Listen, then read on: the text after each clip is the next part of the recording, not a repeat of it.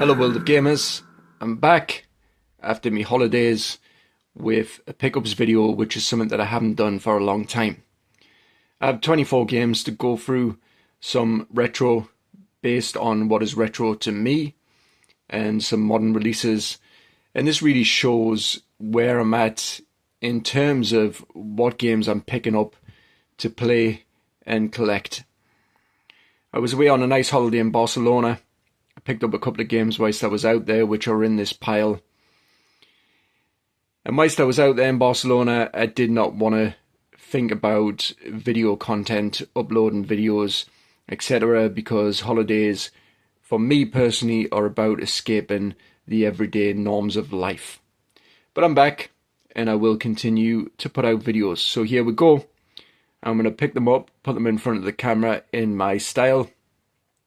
Maybe talk a little bit about some of them, or maybe all of them, depending on how much I know about the games. And then that will be it. So let's go. Starting off with the retro side, and then working into the more modern releases.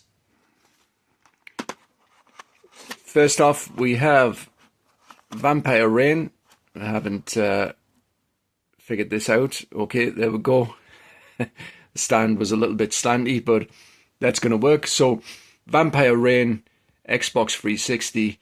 This is a game that I've just looked at over the years and thought, I'm going to pick it up eventually.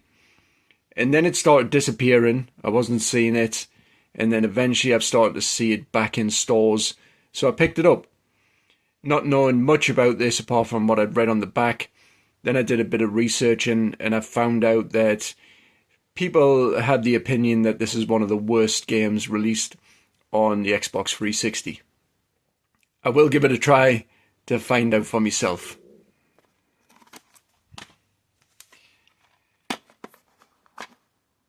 Another 360 game from Software, Ninja Blade. This is another one that I just looked at over the years and thought at some point I'll pick it up. And then eventually I did. And this one, I started playing the beginning just to make sure the disc was working, and was surprised, pleasantly surprised at how the game starts. It really had us thinking, wow, I've missed out on something here.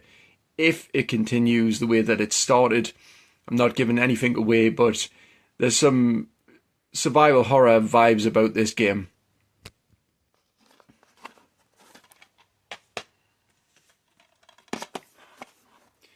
Another game, this is going to be the case with a lot of these pickups, Soldier of Fortune 2 Double Helix, that was on my radar for a long time. I know that the first game is held in high regards. A lot of people enjoy the first game and kind of shit on the second and third game. I started playing this one and again was pleasantly surprised. I think I will enjoy this first-person shooter. And then following up on the Xbox 360, the previous one on the original Xbox, Soldier of Fortune Payback. This one is the least liked of all of the Soldier of Fortune games, at least in the opinions of people's the opinion of people whose videos I have watched. But I will try it and I will see for myself. And sometimes you've got to do that. You know, sometimes it's easy to listen to the opinions of other people about what games are like and think, oh, I'm not going to bother. But then, you know, everybody has different tastes and different games that they enjoy for different reasons. So give the games a try yourself. Don't just take my word. Army of Two, 40th Day. Surprise, surprise. No. Another game that was on my radar for a long time. This is a game that has seen the price go up and down and then hover. And I was very fortunate. I walked into one of my local stores one day and saw that this had been priced at £4 when it's usually around about 12. It has been higher than that in the past. So I picked it up thinking, this looks like it might be a mistake. Turns out it was. Score for me. What can I say about Army of Two? I did play the first one a little bit, long time ago. It is a co-op shooter game. There was a few co-op shooter games released at that time on the Xbox 360. Warhammer 40,000, Fire Warrior, another FPS. This is a game that I just picked up recently, found it in a local store at a reasonable price. I'm getting a little bit of a obsessive want, shall we say, for Warhammer 40,000 games. Sometimes this happens with me. I will play a game that is in a series of games or a franchise, a huge franchise, and if I like it, I start seeking out other games and just get, sometimes just a little bit too obsessive.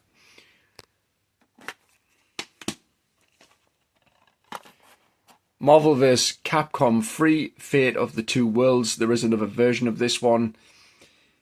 I'm not a person who enjoys fighting games, which might seem a bit strange, considering that I've picked this up and I have been picking up fighting games recently.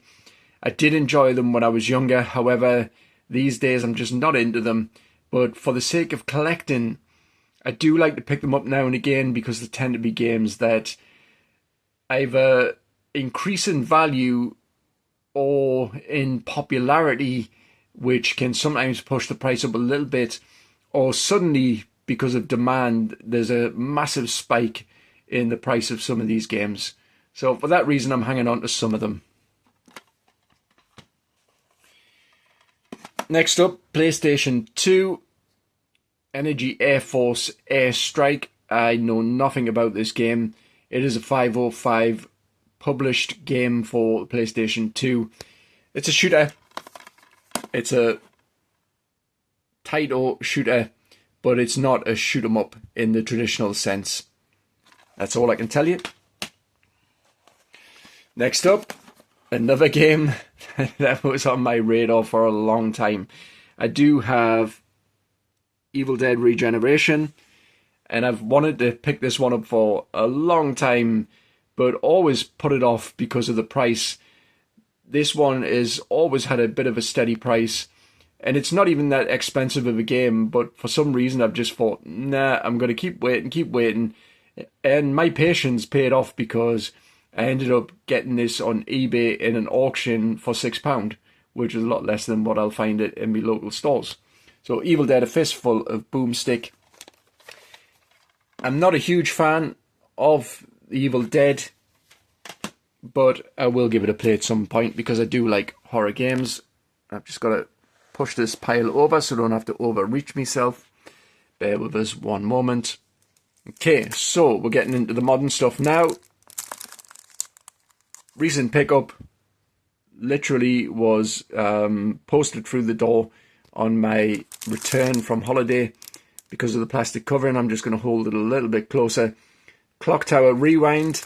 So this is the re-release, is it a remake or a remaster? I think it's a full remake, if I remember correctly. If I'm not correct, correct us in the comments. So Clock Tower is a very old game, possibly one of the first in the style of survival horror, and I am looking forward to playing this on the Nintendo Switch.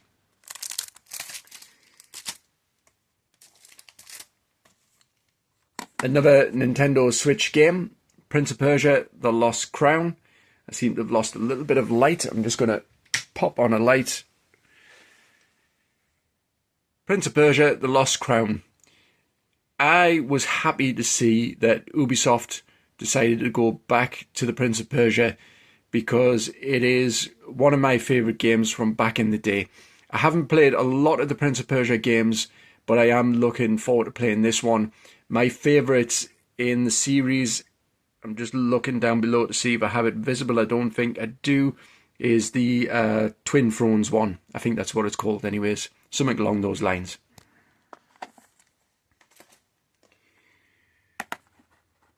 A recommendation from the Happy Console Gamer. I do like watching his videos. Sea of Stars. I played this one a little bit whilst I was on holiday, and I can tell you that this colourful RPG is possibly going to be one of the best adventures I've been on in quite some time. and it might only be rivaled by the next Nintendo Switch game that I have here, which is Octopath Traveler, which I played a lot more of whilst I was on holiday. This game is so far, yeah, it's right up my alley. It is a retro style RPG, very similar to what you would get on the Super Nintendo back in the day. Yeah, the game is opening up into something really special. I seem to have gone a little bit dull with the light in this room, even though I've switched on the light, but never mind, we'll persevere. Pokemon Sun for the Nintendo 3DS. I am not a Pokemon fan. Pokemon came out when I was in my mid-teens. I only played one game, which was Pokemon Yellow on the Game Boy, and I didn't manage to finish it. It was a game that my brother had. I have a brother who is also a massive video gamer and a bit of a collector himself. But I've decided in recent years that I want to give Pokemon a try. It was a phenomenon. It still has lots of games being released for it. So I decided to pick up this one, which is one of the cheaper Pokemon games on the 3DS. And I got it in a bundle off of eBay for a really good price for both of these games, Pokemon Moon as well. Now we're moving into the more sort of recent stuff. I mean, some of the Switch stuff is recent as well, but last generation PS4 and then current generation PS5 as well. The Outer Worlds, I've started playing this game again. I originally had this game when I had an Xbox One. I got quite a way into it and then decided to sell my Xbox One and knew that I would come back to this game. I do like Obsidian games. However, this one is not one of the best, I don't think. I think they tried to be too much like Fallout with this game when really they could have went off in their own sort of unique direction. And was this the precursor for the game that Bethesda released afterwards? Possibly. It's decent enough though. It's worth a play. And then similar in sort of the theme, No Man's Sky Beyond. This is the PlayStation VR compatible version. I have tried playing this game a couple of times in the past and not being able to get into it. I wanted to give it a try in VR, and I have to say that I started it and thought, oh, this is going to be terrible. PlayStation VR games, there are some that are quite enjoyable, but there's some that they're just so pixelated. The draw is just terrible. You know, like you're looking just a few meters ahead and everything just looks blurred, and it's not good. It doesn't make us want to keep playing. I'll persevere a little bit with this one and just see how it opens up.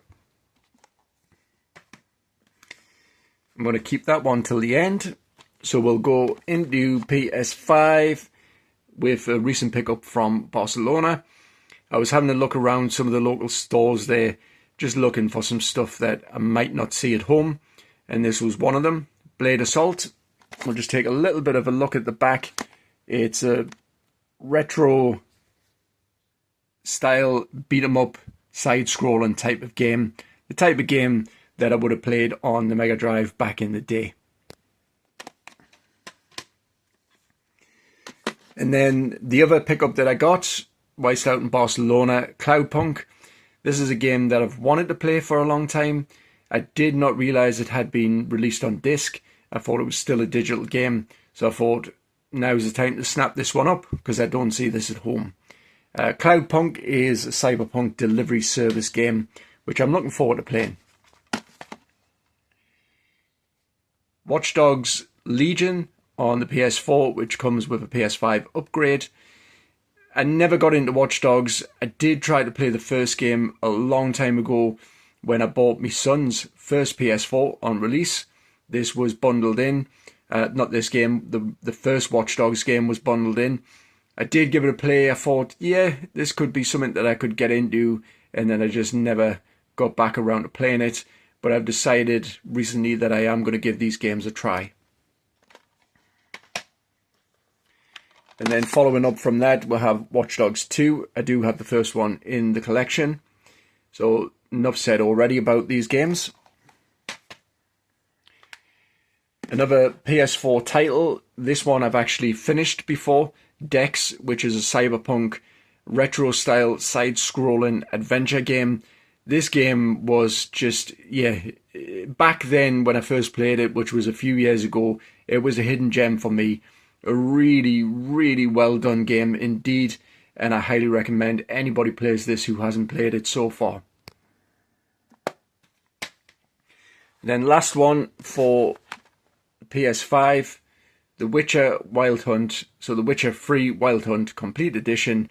I did have a PS4 copy of this game and then decided to get the Complete Edition for the PS5. I've tried getting into this game a few times and I just can't. I want to so much enjoy this game the way that other people have. And I'm going to persevere. I think one of the things that put us off when I first played this game was how fiddly the controls were. It just didn't feel intuitive. I want to enjoy it so much, and hopefully if I can persevere and learn the controls and get further into the story, I will enjoy the experience.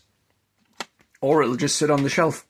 And the final one, I've left it to last because I'm actually going to do an unboxing of this game in a future video in the not too distant future.